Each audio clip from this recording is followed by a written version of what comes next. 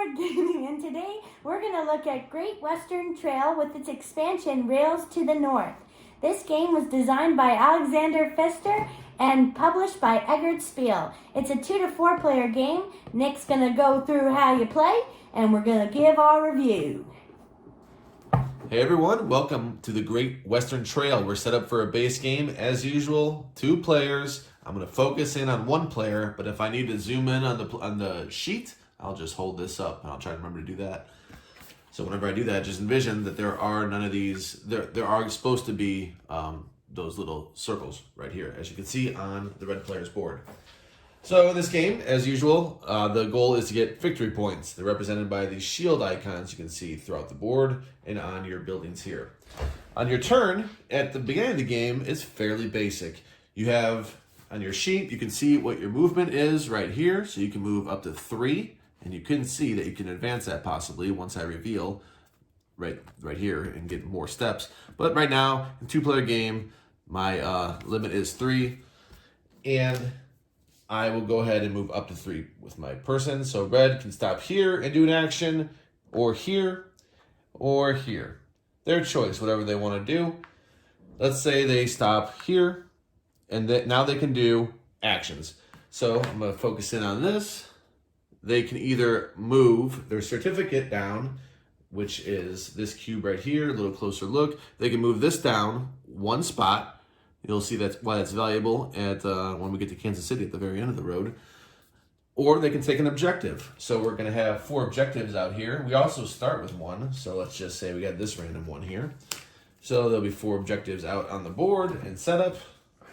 And they can now decide to pick one if they rather do that instead of a certificate. Let's say they want their certificate though. If they were to grab this, they would just put it in their discard pile. It would not go in their hand. We start the game with 4 of these cattle cards as well, both players. So here's take a look at these. In this game, at the end, by the end of the road, we're actually going to want to get rid. We make sure we have unique cows. So right here, these Guernseys, we don't really want 2 of them. We just want unique ones. So we're going to want to try to get rid of 1 of these at minimum. So back to this. We can do either one of those, and then we can do that. So there's a straight line showing that we can do 2 things. But this curved line, this slant right here, this backslash, is going to only let us do 1 or the other. Then we can do this, which is per conductor we move our train 1 spot. Well, at the beginning of the game, we start with 1 of everybody, 1 conductor, 1 worker, and 1 cowboy. So red can move their train to this 1 spot right here, just by virtue of that. So you're going to do different actions over here. You're going to be able to buy different workers. These will be replenished. And now we're going to explain more of that once we get to the end here of the road. The end of the road doesn't mean the end of the game. It just means that this round marker is going to go down. So you can do different actions. You can discard different cards to hope to get better cards. This is the kind of an action that this player may want to do next, because they can discard that one that they have a double of and get 2 coins for it. Then they can hire workers, potentially, if they have the money for it. And these were put out randomly at these spots right here that are marked gray with letters. So we put them out random. In your first game, maybe you can go by the letters, because these are lettered, and then underneath is lettered. So you could do that in your very first game if you'd like. Yeah, you're just doing various things. You can get rid of hazards. Hazards could be part of your objectives. As you can see right here, if you had that objective, you might want to go for hazards. At the end of the game, you get victory points if you accomplish this and haven't played, and you lose victory points if you haven't played and not accomplished. You can buy better cows down here. I think we had some glare on it, so I'm going to go ahead and show you. You can buy any of these 3 cows, and it has a price down here. The more cowboys you have, the better cards, the better price you're going to get for these, and it's illustrated how much it'll cost if you have a certain amount of cowboys. Obviously, this one is a high price. This one's $12 just for this 1 card, but you get a 5 value, and you'll see why that's pretty nice when we get to Kansas City. A lot of this revolves around Kansas City, which is the end of the board. So you're going to move through, again, as many spaces as you have movement. Let's see what else we got here. We got a hand limit of 4 right here. So at the beginning of the game, we all have a 4 hand limit. We could potentially have more than that. If we could have up to 6 if we wanted to spend 10 and unlock these. I'll show you a little bit of that. All right. So let's say we went all the way through and did all these special actions, moved our train, do all kinds of things, meet these Indians, so forth. This is little actions we can do. Once we get to Kansas City, we're going to pick these 3 new things, so one of each. So let's say I pick this hazard to come out, it'll come out here. These are things that I explained that you can buy. You can get rid of hazards on that spot. You can put a new worker out. Again, this is going to come down because I got to Kansas City, and I can put that guy here. We say somebody bought somebody, so go ahead and put some people out. So let's say it looked like that. That goes to my player board, assuming I bought that at some point. Then we go to see what we get. So if my end of hand, if I'd never improved my hand at all, in this situation, I get 5 coins because we ignore this because it's a double. I only get 5 coins. I could add that certificate to get 6. Might be a good idea, so I'm going to go ahead and do that. So now I have a 6 value. I'll get 6 coins for that. Not only that, I'll be able to move to a spot over here based on the value. So my train, let's assume it was, let's say, here on 4, because I moved it throughout. Probably wouldn't be that far, actually, because it's the first round. So let's say I'm on 2. And let's say I need to go to Wichita. Well, I have enough value. Wichita here is 4. You probably can't see it, but it's a 4 value. And if I were to zoom in, you can see that Colorado Springs is 6, Santa Fe is 8, Albuquerque's 10, and so on. So that is what you need with the value in your cards. So I only had 5 plus the 1, but 5 is what my breeding was. So let's say I do Wichita, because I can do that. I will have to spend $1 because there is a red X before that, before my train reaches it. So I'll spend $1, and that is when I can put one of these discs out to unlock better abilities. So let's say I did, well, I can't do that because it's a white one. So you notice there's squares on this that have white background or a black background. That correlates with my player sheet. So I have to do a white background one. So let's say I remove this. I'm going to put this red chip on Wichita. There we go. And now when I do an auxiliary action, the gears, which you can see on these cards, on this right here, I can do a double auxiliary, which gives me $2 instead of 1. Instead of doing this action, I should mention, you can just stop there and do an auxiliary action. If you didn't really want to do the action, you could always just do an auxiliary action. That really comes into play when your opponents have buildings out here, because you cannot do their actions on their ability. You can only stop there and do your own auxiliary actions. So how do you build a building? Well, let's just finish that. We're done there. We got our income, and we just start back here. That's all. So red player would come back here. Whoop, he was already over here, now he comes back here. So how do we build buildings? Things like that. Buildings, we're going to look for that. There's an action spot for it right here. This is where you build your buildings. There's one spot on the board. Let's see, there's another spot, come on. Doesn't look like it. So this is a spot people are going to fight over for buildings. But you can go to a spot that your opponent's on, so it's not like we're really fighting over it. We can always get there. Per worker you have, these guys, per laborer, it's going to cost you $2 to build per. And you cannot build, I could build this because it has a 1 up here, but if I only had, let's say I only had 1 guy, I couldn't build anything that exceeds that 1 because I don't have enough laborers in my workforce. You can also see when you build these, you get victory points at the end. And then again, and like I said, this is your own spot. Your opponent cannot go to the red tiles and do that action. They can only do an auxiliary action. So that's where you're going to build. You're going to keep playing. This is going to build out. You can take these paths. You can start trapping people, actually. You can make them pay money to you. Right here, you can see these hands. They'll pay money to you if they cross over those spots. So you're trying to dodge those if you can, but there's hazards in the way. There's so much going on. There's spots where you can get stuff right away, but they're not as optimal because you can go around them, and there's hazards here. So different things going on. You're getting workers, you're increasing, you're going past in the train, you're trying to get farther on the train so it becomes easier to get these here. You get better cows, so you're gonna get better money, access better cities, gives you victory points, linking stuff, gives you victory points. That's what you're doing in this game. You're gonna keep playing until this falls off the board, and the person that does that gets 2 victory points. You're also gonna get you have a score sheet. Where's our score sheet at? Give me that. Here we go. You're gonna get 5 for every 5 coins. You get a victory point, and pretty much everything on here that has the shield logos on it. Your buildings, even your cows have victory points. This one has 1, but some of them have 3, some of them have 5. This guy has a 5. This 4 has a 5 even. So you get victory points in all those ways. These hazards give you victory points. Just wherever look for the shield. All right. Let's talk about the expansion next. All right, I'm going to hold the camera for this part. This is for the expansion, Rails to the North. The expansion for Great Western Trail. First thing I'm going to show you is probably where I want to start, the easiest part to start from, I believe. We now have this another auxiliary action. We can spend any color on an auxiliary action to put one of these out. Where these go is another part of the expansion, this top board right here. If you have ownership, or if you had a stop on any of these, so if you have, in the blue player's case, let's say they had a stop right here in Chicago. Now they can move up this rail and put those out. And as long as you have something adjacent to it, you can keep going. So they could unlock Denver as a stop, which has a black background, so that's helpful. So they can unlock that as a stop by putting $1 out in the supply, assuming that they have a building right there.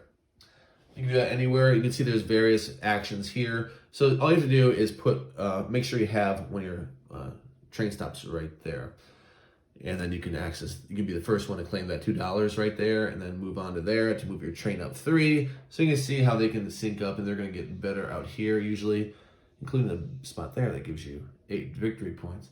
You do have San Francisco again. That was the best spot in the game previously. That is over there. The bell symbols are just revealed underneath here if you notice that bell symbol right there in San Francisco. So you're getting that. You're also getting these. These are a new little bonus action. You can do it anytime, even if it's not your turn. I don't care. You can discard 2 cards and get 2 cards. So you get these, and you can see the symbol. There's going to be various spots where you can do that.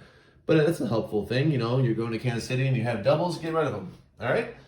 That is the majority of what is added. There's a few other chips as far as little spots that you can go out here that weren't there, like this spot, obviously. These are all new. But that is the majority of what comes in Rails to the North.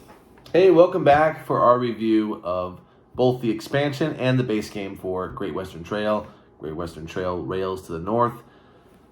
This one, I wish we had a cowboy hat or something for wearing, some spurs or something. But I didn't even think about it. Vic just mentioned it, I don't think I have anything. So let's just jump to the have anything brown. You do, I don't. Yeah, I do, but it doesn't count. Review 8.6. Another solid score. I know. I have a feeling Vic's going to be in that ballpark too, if not right on. I'm trying to read you. Yeah, the game is really good. Actually improved last couple times we played, I feel like, versus the first few times we played. So pros and cons. It's obviously mostly pros. If you're in the 8 range, it's mostly pros. Pros. You get a lot of decisions. Everything you do is a decision. You're not rolling and moving down the Western Trail. You're picking one of the 3 actions possible, possibly 4, possibly 5 if you upgrade. You're picking from the get-go. You're picking where to go, which ones you want to do, what actions you want to do. You're picking which circles you want to remove, which discs you want to remove to place out so you can do better auxiliary actions. Yeah. You're picking what cows you want. You're picking everything that you can think of. If you want to go high on the train scale, whatever. Everything about this game, you have a decision. So you have a decision from what objectives you're going to take, if you're even going to focus on objectives at all. So obviously that's going to be in my wheelhouse. I like making a lot of decisions. And this game does force you to make a lot of decisions. Negatives, there's some learning curve here. This isn't a game you're just going to drop off, and I imagine at 4 players, which we were considering playing, but after playing it a couple more times at 2, we're like, maybe we will not play this with our friends Tim and Alyssa at 4 players, because it will take up a large portion of time. If they don't like it, then well, that we just wasted a few hours of our day. So that's some of the cons there. But just as a game for 2 or 3 players, yeah, this is a good one. This is a real good one. I recommend this if you like Euro games, and it has a good theme. I don't play a lot of Western games. I'm not a Western guy, but I think the theme works here, and it works well. What do you think, Vic? Well, I gave a very close score. 8.8 is my score for the base game. Nice. Well, all of what Nick said, and in addition to what he said about making decisions and picking, you can even pick how soon you want to go to Kansas City to drop off the cows. I mean, given you can have 3 or 5 movements, but you can put down tiles that give you 1 or 2 more moves ahead, and then before you know it, the turns can go quicker than you want them to, or you can see your opponent maybe try to end the game sooner or get the tile that they may want. You can put that out sooner as well. That's another element that I like. At the end, there's 3 tokens that you're going to put out on the board, and you're going to have access to those first. So you might want to try to get those extra workers, or you might want to get one of the hazards removed for a higher VP score. I like that you can choose to get rid of cows, and that's another calculation, and that is another good element of the game. I like that there's different VP amounts even on the cows. I don't know if you noticed that. The 5 value cow is not all 7 VP, and I almost missed that one time. I went for the lesser one, and hey, give me that 7 VP cow. I just love the game. It's a lot of fun, and like Nick mentioned, not really meant for somebody who's just getting into the hobby, I don't think, because even ourselves, we had to relearn the game after a few month hiatus of not playing it, maybe even a year it had been that we didn't play, and then suddenly we were consulting the rule book for all kinds of things, but it's to be expected. Play a lot of games. Yeah. But yeah, a lot of fun. I would give the expansion on its own an 8.1. I feel like it was interesting, the ranch spots that you can add, if you can ultimately remember to put your token out there or score high enough to go back there. But they do give you great bonuses in some spots, and it is pretty rewarding to be able to get an instant 3 cow or get a 5 coins or whatever you may find yourself getting. And that branches off from the decisions you make on that initial rail track, where you can ultimately put those ranches, and it gives more value, I find, to the auxiliary action, because I was doing, oftentimes when I had the auxiliary, I didn't really want 2 coins or to get rid of 2 cards. I was thinking, I really want to focus on trying to get my ranches out. So the base game was only made better, I think, with the expansion, and I would recommend getting the expansion as well. Yeah, one thing I'll add before I talk about the expansion, just the fact that you're seeing things. So there are 3 characters that you can acquire. The cowboy. So you can really focus on just the cowboy and really build up your cows, your ranch, and then you're seeing things that you're wondering, how could somebody get so much that they would reach this area or whatever the situation. If you're doing the trains, if you're focusing on the conductor, you can get way down there because there's a bunch of conductors. Like, how is a train going to go this far? Well, that's how they focus on that. Same with the buildings. With the builder, how are people going to put this hugely valuable tile down? They focused on building. That's how they did it. So you're seeing things out there. It's like, I'm never going to be able to do that. Well, that's okay, because maybe I focused on something else, and there's no way my opponent's going to be able to do that. So very cool how you can change the gameplay a lot. Yeah, you can go a lot of different ways. A lot, yeah. Drastically different. So, expansion. Expansion for me is an 8.4, very close to Vic on both accounts here, a base game and the expansion. Just slightly lower than the base game. But that doesn't mean I'm not going to want to play with the expansion. I'm going to play with the expansion. It's 8.4 expansion. I'm going to play with it. So that's that scale thing that I always talk about when we do expansions. It adds what I want to see added. It added some more versatility. I talk about that a lot in expansions. It adds that +2. I can get rid of 2 cards now before Kansas City. That tile is very useful to me. Yeah. I can keep that for prime opportunities. If I need a particular card in my deck, I can cycle through it on the actions, not just the actions, but this tile I have sitting here that I can spend 2. Different ways to mitigate a bad draw of cards. Also, the board itself. At first, I was hesitant to get this expansion because it didn't look that cool. It didn't look like it added something cool. It works though. It adds something interesting in those little, what do you call those?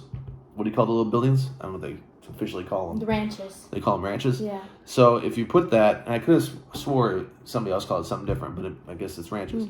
So I think it was Slicker Drips. I don't watch his play. Oh, but maybe, yeah. Maybe not. Anyway, that adds something too, because you're trying to get, you're really working off of your own areas that you've already established ownership, and you're working on the trails. You're getting different things. If you get there first, maybe you get something better. Cool. It adds another element, another decision that we can make to go that route on the auxiliary, like Vic says. So it adds a lot of things you want to see in expansion. It works very well. 8.4, 8.1. That's a recommendation on both base game and expansion from us. Yeah, and one thing I did want to mention that I forgot to say is the placement of your tiles when you build buildings is another important consideration. I mean, how many times I put something down and go, oh, I should have put it there, or oh, it would have been better here. And it's interesting because if you put it in a spot where the person has to go through in order to get to Kansas City, you get paid. You get paid for that. Also, you can start adding tiles if you find, like, I need this one closer to Kansas City. I need the ability to drop this this type of cow, or there's just so much. I need it next turn. Put it right there next to you if it's open. Yeah, I just love that. Cool. And the hazards, like you could choose to make it your own way if you wanted to try to go a different route and like extend your trail. I don't know. Just love this game. Love all around for it. Let us know in the comment section below what your favorite Western themed game is. Like this channel and do subscribe. We appreciate anyone that does subscribe, and even if you don't, we kind of like you too. Maybe not. Thank you so much for tuning in today. See y'all.